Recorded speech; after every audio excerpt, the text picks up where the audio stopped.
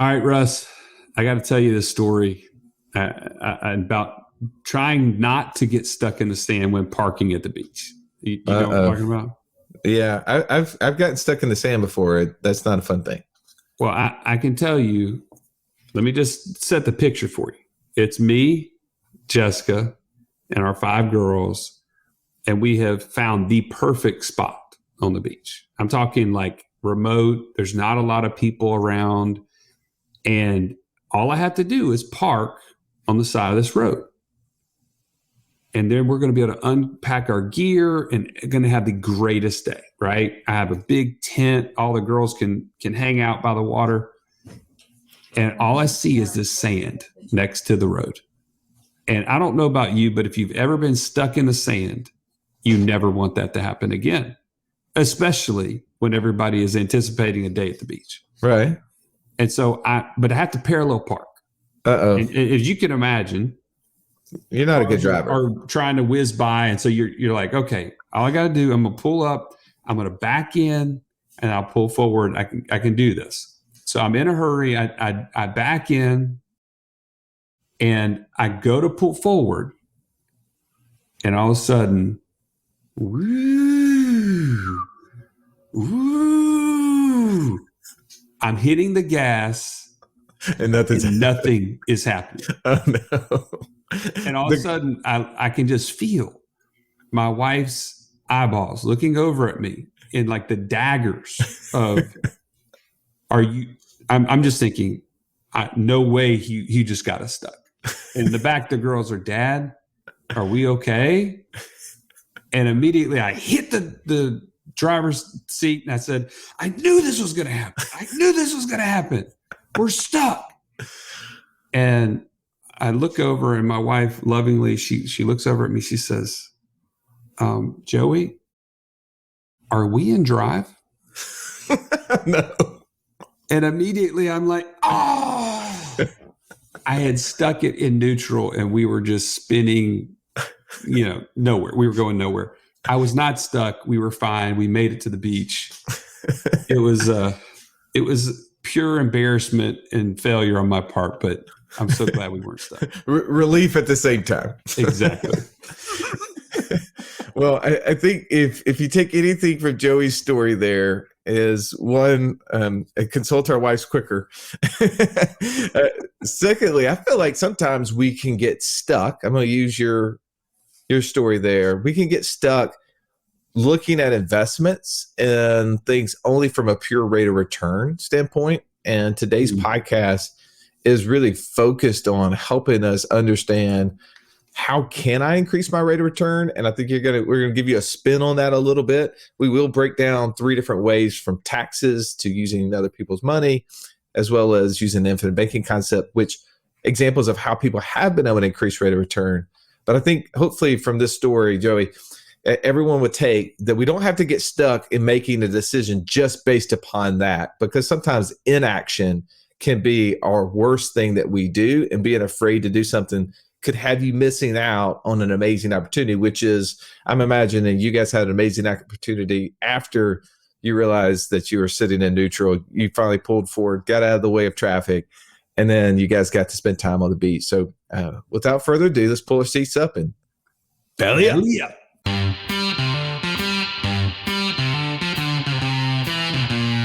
Welcome to the Wealth Without Wall Street podcast, your guide to understanding how to get out of the Wall Street rat race and start your own mailbox money lifestyle. Now, don't let these handsome Southern draws fool you. These financial minds are teaching our country to enhance savings, increase cash flow, and create passive income, all without the help of Wall Street. Are you ready to break through? Now here are your hosts, Russ Morgan and Joey Murray. Welcome into the Financial Freedom Roundtable, where each week we break down complex financial topics so that you can more easily understand them and, more importantly, take action on your path to becoming financially free. If this is your first time joining us, welcome. Grateful to have you in the room. I'm Russ Morgan. They call me the idea guy, mostly because lack of follow-through guy just didn't sound that cool. Enough about me for a moment. I finally got my co-host back, the Italian Stallion, and he's got the license plate cover to prove it, Mr. Joey Murray. Stallion, it is great to see. Bro, likewise. I'm just so grateful that you're not on some mountain-capped or snow-capped mountain in Alaska, and you're here with us. I appreciate you. Right? Like that, I'm not lost in the wild, right? Like, Yeah, I didn't have to send the search party out for you. yeah, this is definitely not a River Phoenix moment where I'm going into the wild and staying in Alaska to be eaten by a bear later on in life or something. That's not who I am. But I'm just grateful to see you. Like we've had 2 or 3 in a row where you and I have missed each other. I feel like my little buddy's gone. Withdrawals. It's called withdrawal, Russ. That's exactly what's happening. All right. Here's what I want to know today. How can I increase my rate of return? And why is that so important? And what is it that you're going to add value to this subject matter today? Man, I'll tell you what, the question is more important than the answer, in my opinion. Because what this does is this question comes from a place of ownership. The person who's asking it is saying, how can I increase my rate of return? They're not abdicating that to somebody else. And that's the first step in Wealth Without Wall Street is you got to realize I'm the one that owns financial stewardship in my family and in my life. And it's not somebody else, it's namely Wall Street. Gotcha. It's a super important question. It's a solid response. I like this, man. Coming out hot right out of the gate. You're welcome. All right. Let me move on. I want to get over here to the retiree of the group, the man that we like to refer to as catch me if you can. And when he's not killing bears with his bare hands, and those aren't grizzly bears because those got big old necks, or spear diving for tuna. He's right here dropping gold nuggets, the one and only Mark. All right, Gucci. Welcome, Mark. Good to be here. Good to be here. It's a little bit of a different day because it's not our normal day, but dude, always a great opportunity, especially when we're talking about rate of return. Yeah. Why is that so important, you think, Mark? Well, isn't everything about rate of return? I mean, it seems to me like every type of financial commercial or financial thing I ever see, it's always a pitch about rate of return. And whenever a topic of an investment comes up, invariably one of the initial questions that I hear from people is, well, what's the rate of return? What's my rate of return? And I actually really like Joey's perspective. I didn't even think about that, which is putting the onus back on us, the individual, to get educated, to get creative, to seek out better ideas so that you can maximize your effort and your time, because I surely don't want to work any harder. Yeah. I just want to work smarter. Well, we see the acronym all the time, ROR, rate of return, or another one similar, ROI, but there's also kind of a spin on the ROI, which can be, to you guys' point, return on information, right? As we show up to podcasts like this, we're learning, we're digging in, we're trying to get more insight, we're sharpening our financial IQ, then that allows us to understand what and when is rate of return important, and how can I effectively improve it, right? How can I influence it? I think that's what is going to be excited about today's podcast as we get a chance to dig into that. But first, let me get to the financial Sherlock Holmes of our day. No problem too difficult to solve. If I was just only known him earlier, I'd been so much richer. Said everybody, Mr. Downtown Ernie Brown. Nice to see you, Ern. Nice to be seen, Russ. Happy to be here. Man, I had a conversation very recently, about this rate of return idea. So this is timely for me to participate in this conversation. Glad to be here. Well, give me just a little bit of sneak peek into that. Yeah, you can't leave us on a cliff like that. Come on. Yeah, tell us. Tell me more. I love the cliffhanger. Well, so a friend texted me the other day, which is a challenge for me to return text messages. But I took the bait. That is so true. Yeah. I took the bait. Actually, that reminds me, Russ, I owe you a message back. Thank you for that. He sent me this piece of real estate in Birmingham that was going on the market. And he was like, this looks like it'd be a great rental property. So I was like, all right. So I texted back, you got me. I'll buy it on that. How much do you think it's worth? What do you think it rent for? And he asked me at some point, what is a good rate of return on a rental property? And that gave me just a little bit of pause. I wonder what he's thinking about. And so I didn't, I sent back a professional Mark Haraguchi response. It depends. What is the property? How are we paying for it? How old is it? What good of condition is it? How are you calculating rate of return? Those types of questions back. And then I went to bed. So we ended that conversation. But that makes me think, man, this is such great time for us to be discussing this topic. Man, I can only imagine Ernie growing up in this day and age, right? Like with the teenagers, everybody's pissed at Ernie. Like, he left me on red. Like, Ernie would be constantly leaving people on red, right? Meaning he read their text but didn't respond. Yeah. That's the kids, man. That's the tea that's being spilled around my house. Oh, I liked it when I had a limited number of text messages to use every month. Always a great excuse. I have to go. Only 100 messages left. Oh man, that's when you just close down the face of that phone and just move on, right there. Yeah, can't waste anymore. All right, let's break down today's topic. I want to put a little safety around this, right? Because I know we can spend a long time meandering, just talking in very theoretical terms. But let's break this down into 3 areas. I feel like there's ways to increase rate of return, like actually literally increase rate of return when we talk about taxes, right? Tax saving, tax strategy. Joey, you and I just got off a 2.5-hour session, all 100% focused tax strategy. The second thing I think that could help improve taxes is when we are using leverage, when we're using other people's money, or as our passive income member, Mark Livingston, likes to say, partnering with other people's money. Maybe a better way to think about that. And then the third way that we can increase rate of return, which is one that, our mentor, Nelson Nash, talked a lot about in the book, Becoming Your Own Banker, right? Where he broke down the concept of infinite banking and how can that strategy be used in ways to increase rate of return.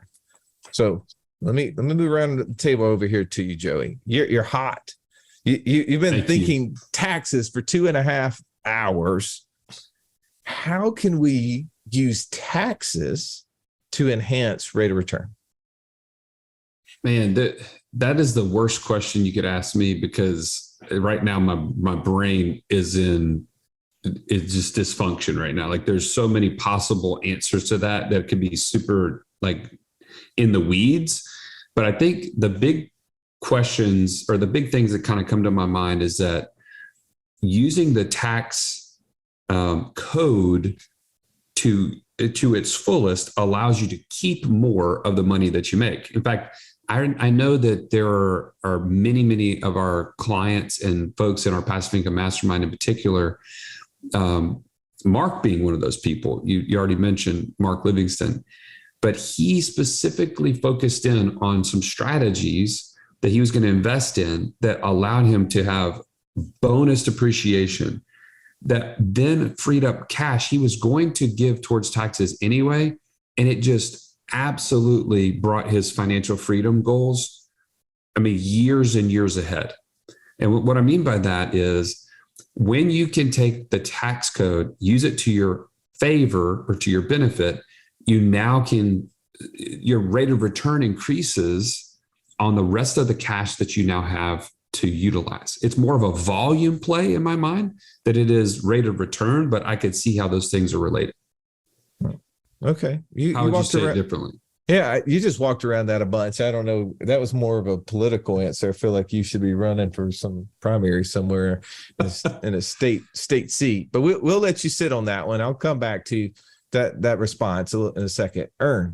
Taxes. Tell me how taxes play into increasing rate of return in your eyes. Yeah. Well, I think the real answer is to pay less of them. More dollars in your pocket, less taxes paid, higher rate of return. And I think structuring, the way that you structure your entities, is a baseline of how you do this. And I'll just share something that I learned recently. I don't know why I never thought of this. And So I'll ask you guys if you thought about this. If you own rental real estate, you love the ability to refinance and pull equity out of properties, which typically isn't subject to taxation. Unless what we've run into just talking with people, owning real estate in an entity and that entity being owned by a holding company that takes an S Corp election. And in that scenario, that equity becomes taxable. That'd be like a fatal error in decreasing your rate of return because you take that equity. And Joey, what you're speaking of, a volume play, that would strip your ability to deploy as many of those dollars as possible into other deals or paying off lenders, whatever you're doing. And so just structuring can have impacts on that. On the S Corp election, why we would do is great. I love the S Corp election and coaching business. Pay myself a salary, take distributions, and there's advantage to the self-employment tax that we face as business owners. So to come back to it, that I think that the answer is pay less in taxes, leave more money in your pocket, increase overall rate of return.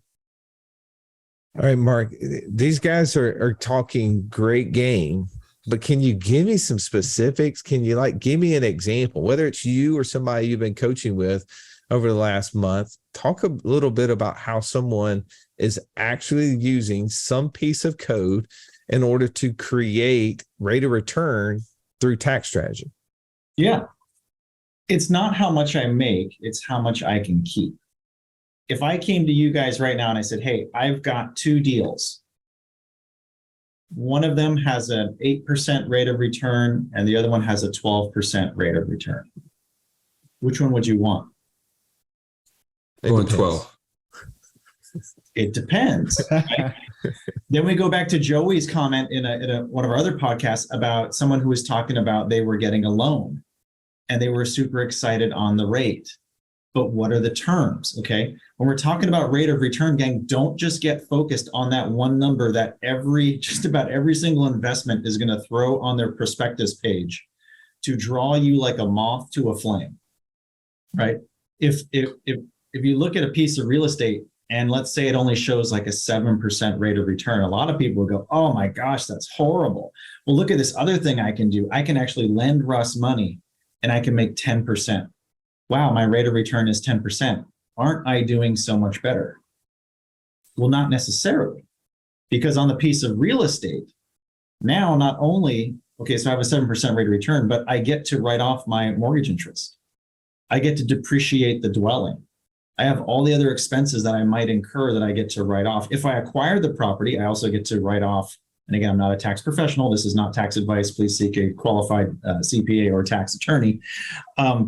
But I get to write off the loan origination fees. So all of a sudden, I'm getting all these other things that don't show up on that initial piece of paper. So when you're thinking about rate of return, you've got to think broader, because just the number that you're getting back isn't necessarily what the rate of return is. And let's face it, maybe you've already maxed out all of your tax advantage at status, right? Maybe you listened to the podcast and you heard Mark Livingston talk about the carbon capture, which could give you a 200% depreciation on active income.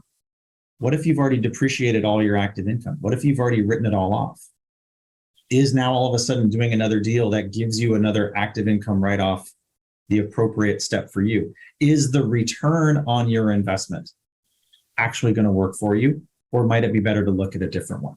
And that's really all we're doing here is when we're looking at rate of return, we're just evaluating. But let's keep looking at how can we be even more efficient. If you've only got 50 grand to invest, you've got to shop around and figure out what's going to be the best use of that 50 for me.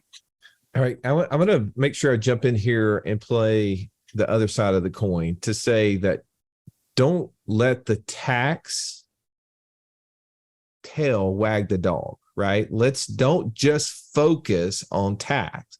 I think sometimes people get too focused on what the tax benefit is and miss out on their buy box, right? Like when we talk about the investor DNA, we want to match up the things we're investing in with who we are as investors. There's a lot Absolutely. of great tax strategies out there, a lot of beneficial investments that get lots of advantages from a tax perspective that doesn't match up with my investor DNA or your investor DNA.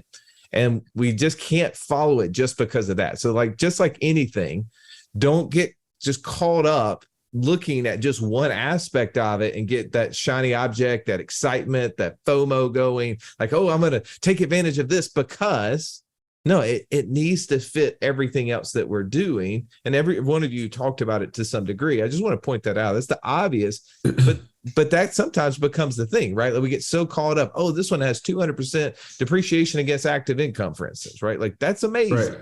And that then is the only thing we focus in on without taking into context. How does this fit within my own personal investor DNA? How does this fit in relationship to all my other opportunities, right? Because maybe I can offset my ordinary income tax against this asset, but I can't influence its outcome and its return is X. But over here, I have an asset that doesn't give me really any ordinary income tax deductions, but I can earn 3 times the return and I can influence it even to be greater than that. Well, I mean, hey, which one of those would I be interested in? I got to see it in the big picture, right? So back up a little bit, get a broader stroke. You want to add any flavor before we jump into the next point? Well, I just want to make one, just to back up your point. Can you imagine Mark Podolsky not flipping land? That would be a little bit crazy, right? Like the land geek didn't flip land. That would be a bad idea, right? I can't imagine the earth not being round. I mean, but what your point is how many times has Mark said one of the only things that he doesn't love about the land business is the way it's taxed, right? It's ordinary income. It's a business that he has to pay on. But the issue is how much more successful is he, because he lines up with this investment at the investor DNA level. The taxes, he can find other strategies to take care of that. So anyways, I just want to reiterate what you're saying. No, I agree with that 100%. All right. So let's talk about partnering with other people's money. That is definitely a strategy to increase leverage. If you're a real estate investor, you know this, like leverage has become your friend. You're looking at doing a real estate deal. Let's just say it's $100,000. And typically you got to put $20,000 in order to buy the property. It's going to kick off $300 a month net after the mortgage. But yet, if you could go borrow the $20,000 and have zero money in the deal, and your cash flow goes from $300 a month to, let's just say, $100 a month, what's your rate of return, Mark? You got zero in the deal, and it's kicking off $100 a month net after paying everything else. I struggle to quantify infinity. That's right. Infinite. It is infinite. There is no end to its return, right? And from that perspective, right, leverage allows for that increase of return. Now, with leverage, there becomes potential risk, and we have to assess that. So, Ernie, let's talk about ways that you see people using or partnering with other people's money in order to enhance return. What's some of the things that's come across your desk over the last 3 to 6 months? Well, I'll give you one that was a couple years ago, because this one always stands out to me. And to be honest, Mark's not going to like this. This is going to bleed into our next point. But I was sitting down with a friend who had gotten on the infinite banking process, had built enough cash value, bought a piece of rental real estate. And first year went by and we sat down and he just wanted to go over it. And he's like, hey, is this good? Here's my numbers. And he showed me his rate of return. And I said, well, there's a problem with this. It's not that it's not good. We're just miscalculating. Because what he had done for the down payment, which was he was calculating into his rate of return, was the down payment. He had gone to an insurance company that his life insurance policy was at and had borrowed the money. And so he owed a little bit of interest on that loan. And so we swapped his down payment for the interest paid on the loan that year. And it's significant is an understatement. It ridiculously increased his rate of return on that property. small nuance. In a sense, it's the same overall impact at the end of that year in terms of the money that's in his pocket back from that piece of real estate. But he knows that he's got the benefit of the life insurance policy continuing to churn away, the death benefit for his bride in case he were to go away. And that was just an example of OPM, borrowed money for that deal. In 2 years, I haven't found a better example than that. I'm going to give you one in a second, but just hang tight. I just read this comment. It was so drawing joy. I wanted to share it. I realized that my time is not really mine. It's my company's. Now I have to stop negotiating my time for money, and I need to start working to become financially free. That's exactly how I felt when my daughter Adler asked me on the way to school, Dad, can you pick me up from school today? And I had to say, no, baby, I have to go to work. That's where I drew the line. In order for you to be clear on the things you need to do and stop doing, and to know who you need to become so that you can stop trading time for money, join us right now at wealthwithoutwallstreet.com/passport. Now let's get back to this episode. How about you there, Stallion?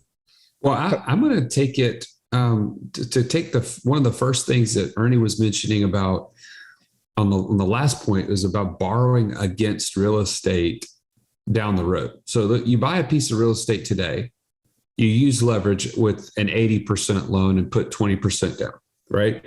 It's still a good rate of return just in and of itself. Now take into consideration somebody who bought a property just in the last few years, and they're sitting on a house that has appreciated in some cases, 50 to 100%, like down at the beach and stuff. It's ridiculous. Their properties are literally 2 years ago, half the price that they are today. I can go and then leverage from that. I can borrow against that property, take all the money that I ever put into it out, and my rate of return has skyrocketed. Was it there at the very beginning whenever I first purchased it? No, it's a delayed opportunity to increase the rate of return on that investment. Not to mention whatever I use with that money on the next investment. So now it has even multiple layers of increasing that rate of return. And again, all this comes from being educated. You don't go into this and just say, oh, I'm just going to try my hand at something and just see if it works out. You have these strategies because you've invested in your own education. And I want to keep beating this drum probably this whole podcast, but this is about taking control of your financial future. And when you do that, it's amazing how creative you can be and how you can increase your rate of return in all areas of your life. All right, Mark, your turn. Jump in there. Look no further than banks. Banks lend out our money. If you have your money parked in a bank, the bank is clearly using the theory and the practice of other people's money by fractional reserve lending and using your money as the backstop to go and create more money and lend it out. Elon Musk uses other people's money because he has all those stock options, and he's able to leverage those stock options as the collateral and then go and take someone else's money and go and do deals. So using other people's money has been done for ages, and it is probably the most efficient way to do it, because if you're trying to save up all the dollars to go and do the deal, it's going to take you longer to get to that point, and you might miss the boat on when that deal was around.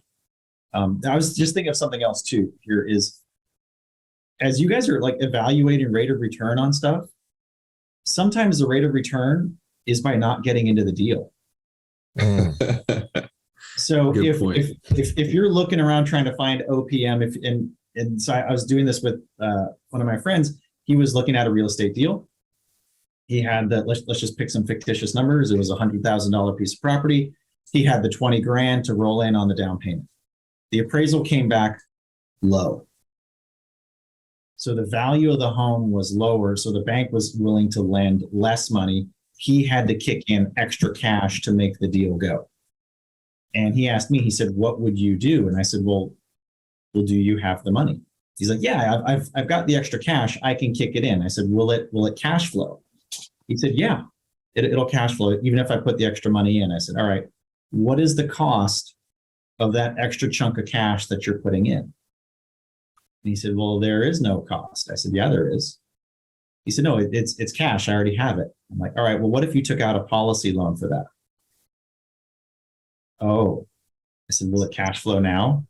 He's like, no. I'm like, that would give me pause on that deal, because now all of a sudden, we all know there's a cost for cash. You're going to have to repay that cash. You should be repaying yourself with interest. If you're not, you're cheating yourself. So now being able to objectively look at deals and value that in, sometimes the rate of return is in not doing the deal. Yeah, that's a good point. I think you have to think of sometimes when Joey and I have made some deals that we should have avoided, and the rate of return on those deals. So sometimes rate of return comes in when you OPM other people's money. There's other people who've made mistakes. There's other people that are surrounded. I mean, I think that's a beautiful kind of tie into the inner circle, which we're sitting in right now, or our passive income mastermind. The benefit of those two groups is that we get to leverage other people, right? We get to leverage other people's experiences. Their experiences often come at cost, their money, right? So sometimes our increase in rate of return, as you just said, is maybe us investing money into, into a mastermind of some sort, that then we're winning from other people's money, meaning their experiences off deals that they've done that can help us avoid making some of the same mistakes. Like right now, anybody in our mastermind wants to do a deal, real estate deal in particular, in Bitcoin, Joey and I can help them save a lot of money. We know how that deal is done. It took us a long time to figure that deal out, but now they can leverage our experience to help them to do that. So I'm going to give you an actual example for me. I'm going to share it for those who are in the inner circle right now watching live. Is not too long ago, I bought a property, and it was an investment home, and I spent. By the way, is it okay if I share numbers here? Like, don't shame me for my numbers being smaller or bigger than yours. Like, I'm just sharing numbers because I think it's easier to deal in actual facts than hyperbole. Is that cool? You guys good with that? So this is not a thing for you guys to say, hey, Russ, you that's a cute home you bought there. Hold on? Before you get started, did you just say hyperbole? I did. Was that the correct use of the word? I don't even know. I'm just proud of you. I just wanted to throw it out there. Hey man, just trying to expand my vocab, right? Keep going. Is that the word of the day? That's the word of the day. That's the wordle. Okay. I bought a lake house, and the lake house at the time was $900,000. I needed to put down 15%. So I actually borrowed this $135,000 for the down payment. I put none of my cash in the deal. You with me? Monthly payment, let's just ballpark it at $4,000 a month. I had it for 14 months. So I roughly had about $56,000 in payments on the deal. Now, out of that, I had to pay interest on the 135, which is a little over $10,000. For people keeping track at home, don't, because it's just going to get you lost. But for everybody else here, they can see. So I had roughly about $66,000 in the deal. But now, because we're talking tax strategy from point number one, how did I enhance return? Well, one, I used the dwelling unit rental strategy that our tax attorneys had helped me set up properly. And I was able to do about 12 different rentals from my person to my business at $4,000 a piece, right? So I had about $48,000 that I was able to get the business to pay me without paying any taxes. So that tax benefit was a little greater than $19,000. Okay. So Joey, keeping track with me, roughly, what did I have out of pocket? $47,000. 47,000. Okay. So that's my out-of-pocket expense. In 14 months, I sold the property at 1.1 million. Now, don't tell me if I would have kept it 2 more years, would it be worth? Because I'd throw up right now. Just super pissed right now.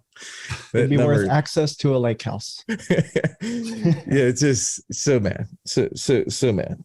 But obviously, I didn't get to keep all of that. I had to pay realtor fees and other things, a part of that. But also part of the $4,000 a month I was paying, I was able to, pay down on the mortgage some. So roughly net, I got somewhere in the neighborhood of 1.045. So my total gain, Joey, was about 170,000. It cost me 47,000. What was my rate of return? I'm sorry. 400 something or other.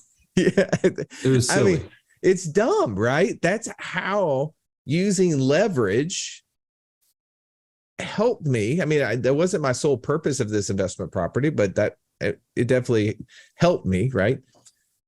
I was able to take 47,000 over time out of my pocket and turn it into 170 grand.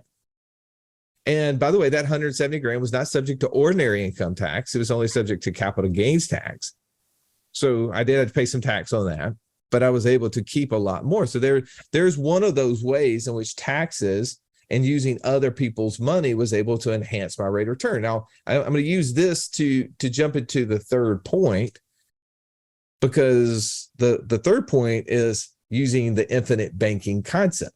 And for you, if you're listening and at home, you've never heard that term, I'll give you really the quick and fast to it. Infinite banking is a concept that was developed by a man named Nelson Nash and really outlined in a book called Becoming Your Own Banker. It had 3 basic principles. One is that we're always dealing in borrowed money, right? You finance everything you buy, whether you pay cash and give up interest on your own money, or you borrow money from someone else and pay interest. The second principle is that cash has to come from somewhere. So you have to build a storage house for your wealth. And I think the biggest flaw within that point, guys, is that we assume because money typically comes out of bank accounts and goes to bank accounts, that's where wealth is stored. And we all know that that's not where banks and large corporations store wealth, is it? No, they store wealth where? In cash value life insurance. We see it to the tune of hundreds of billions of dollars. Just go look up the term BOLI, bank-owned life insurance. You can see that. So what the third principle to the infinite banking concept is that we can actually create that same system by just emulating the large corporations and banks and building our own entities. And here's one of the beauties of that. When we build that system, we can borrow against that money to buy assets.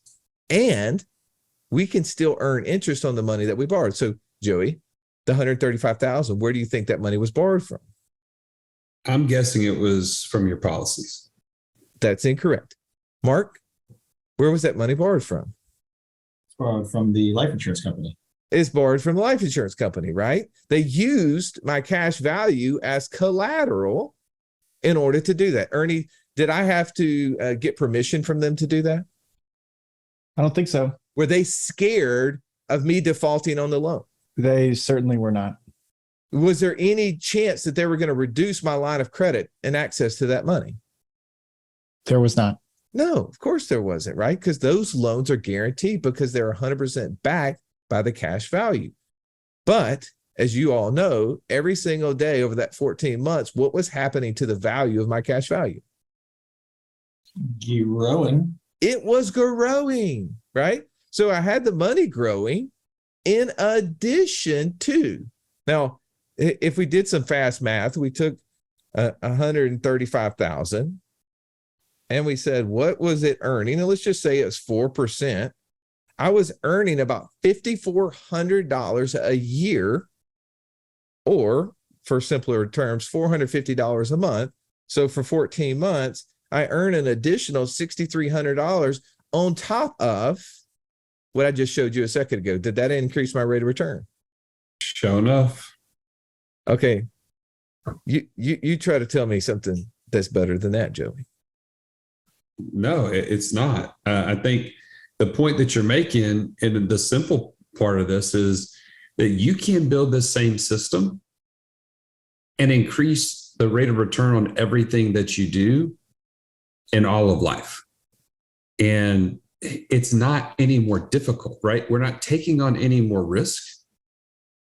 We're not having to be like smarter about anything. We literally just have the same dollars going to the same investment to operate the same way, but it's just getting better every day. Why would you not do that? So Mark, have you seen people use the infinite banking concept in order to enhance their rate of return? And if so, how? Yes, Alex, what is yes? How haven't we seen it? My goodness, we've seen just about everything, from land to long-term rentals to short-term rentals to even just, some people just wanting to get back control over their finances and being able to maneuver and manage that and create that scenario. But really, I think the piece that you missed, Russ, you said, how could the rate of return have been better than the thing you just described? And my question to that is, do you like to reinvent the wheel? Yes, Russ does. I know. Yes, he does. The answer should be no, you don't want to reinvent the wheel. You don't want to have to rebuild everything. So think about this, the rate of return of what you're building, the knowledge you're acquiring, the infrastructure you're setting up, the system that you are creating for your family, that is going to last beyond your time on God's earth. Think about the return on that investment, because that's going to transcend to your kids, to your grandkids, and to everybody that they know in all the circles that they inhabit and all of that. So now all of a sudden, your rate of return is not just a number on a piece of paper. You've now transcended from creating financial freedom for yourself and for your family, but you've created generational wealth. And let's hope that just by osmosis and sharing, that's going to transcend out to others. And we're all going to lift ourselves out of this vicious cycle that Wall Street loves to keep us in. I love that. Ernie, what are some ways that you've seen infinite banking help accelerate or increase someone's rate of return? Well, I want to come back to what you just shared about your lake house. Okay. And then share in my life. You paid capital gains on the profit on that lake house, correct? Right. Yep. And you shared your insurance policy was growing $450 a month over 14 months, $6,300, right? Correct. So there was growth, gain, profit in the insurance policy. Yeah. Did you pay capital gains or ordinary income on that growth? I did not. You did not. And so you're able to take that full measure of growth and deploy that into something else, right? You're correct. So not only was there enhanced rate of return on the real estate deal because you had the benefit of the insurance policy growing, but you also had 100% use of the growth of that cash along the way of the life insurance policy. So is that one deal using life insurance enhanced every deal you've done since that lake house? A ton. I think that's the point, right? Is how it enhanced the system. I mean, Richard, listening, he in our inner circle just mentioned that, talking about selling a property, using that money in order to benefit his system, grow his system. Well, that's the thing that we are doing, right? Because when we enhance our systems through the growth of that, then it only allows us to make that wheel spin faster. It's the whole concept of using leverage, using that over time velocity, so that way we can see that growth happen over time. Awesome. Me too. Everything that I've done with my system of life insurance policies, as I've leveraged the cash and put it into a few vehicles, a home, real estate, lending into a business, those things, every time that I do that, I've got the benefit of the life insurance policy chugging along, which means everything that I do in the future, I've got more ability to do in those things. And that is so exciting. And then with Mark's point, what is that going to look like when that's got a full head of steam 30 years from now? Yeah. what if we're able to control this in the family for 300 years? How amazing would that be? Well, I mean, I love the concept of the flywheel, right? When we takes a lot of effort to get it in motion, and we see that with our insurance contracts. But then obviously, right, we're using dividend paying life insurance policies. We're having to work to get them off the ground. But every single rotation enhances its speed and efficiency. And like to your point, Ernie, 300 years, like, can you imagine the effectiveness of this system built for all of our generations to come? Like they never have to deal with outside institutions outside of the family banking system. They're working in principle number 3 all the time. They have the system. They understand the system. They understand that principle number 1 is that we're always dealing in borrowed money. So they're using their system, but they're paying it back because they're wanting that system to continue to grow, right? They're emulating the banks that are out there in principle number 2, but they've got it. They've built it. And I feel like that's an amazing thing. All right. We have to jump here shortly. I'm gonna let you guys have final thought. Stallion. My final thought is that we talked about a lot of different strategies today to increase the rate of return on whatever you're investing in. The easiest step out of all of these, that is the no-brainer, that is going to, like, you don't have to be super educated in what sort of investments you're going to invest in. The first place is you have to have the right storage place for wealth, the place where it will increase all these future investments that you're going to make without you even doing anything differently. And that is getting started your own system. The systems we're talking about right now that will be legacies for generations to come, you have the ability to do that today, right? Get on a call with one of these coaches. Go to wealthwithoutwallstreet.com/free call and get started on that. There's no excuse, and it's the easiest way to increase your rate of return. And then from there, we can get you in the inner circle and help you to be around other investors who are taking the strides to educate themselves. So start where you can and get started with your own system. Mark, final thought. Rate of return is more than a number. There are so many other things that go into it. Because if rate of return was just a number, then all you would be focused on is that. You'd forget about all the other things that go into what you're actually trying to do.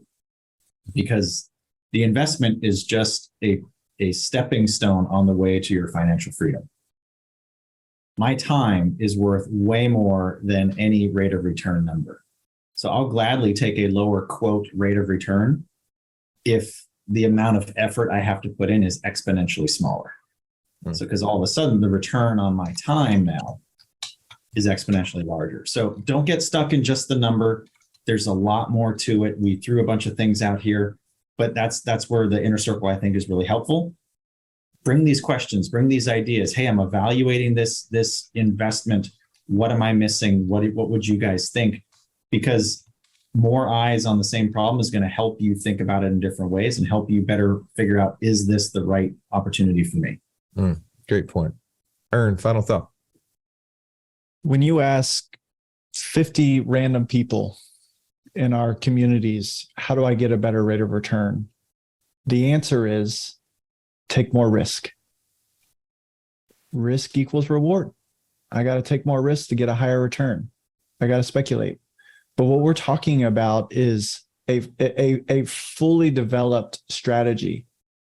Taxes, OPM, infinite banking. These are just some of the basics that we can consider to help us enhance the return without taking more risk. The solution is, Joey, what you've been, I really like what you've been saying, Joey, to take ownership. How can I do this? Is to round yourself out as an investor. Understand it's not just mark the number on the prospectus. It's everything that goes behind the deal that makes it better or worse. How can I get a better rate of return? Understand the full picture and play all of those strengths. All right, I'm going to end this with this. I want to ask you the question. You're running on the treadmill, cooking dinner, driving down the road. What does financial freedom mean to you? whatever that answer is for you. I want you to picture it. For some people, it's more time, it's being able to do what I want when I want. It's having enough money. It's not having to worry about making a paycheck. Whatever that answer is to you, the follow-up question I have for you is, do you have that now? And if not, is rate of return really the obstacle standing in your way? Is that the biggest obstacle standing in your way from achieving that? I think from what you heard today, it's probably not. There's a lot more to it. And I want to give you comfort to know that you don't have to figure this out by yourself. Mark, you alluded to it a second ago. We have built a system that you can follow that can help you with that process.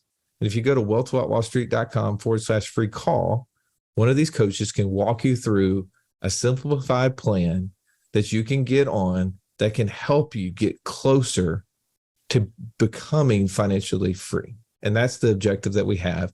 We want to help you get there. For those who want to get there, we want to help you get there faster. As always, we really appreciate you listening to the show. If you haven't already taken the time, please rate and review it. It's a simple thing, but it's a really important thing. It allows us to beat the big algorithm out there. It allows people to find us and share this with someone else who needs to hear it. Have an amazing day. This has been the Wealth Without Wall Street podcast. Don't forget to subscribe to the show to break free of the Wall Street mindset and begin building wealth on your own terms in places you understand so that your wealth will never run dry. See you next episode.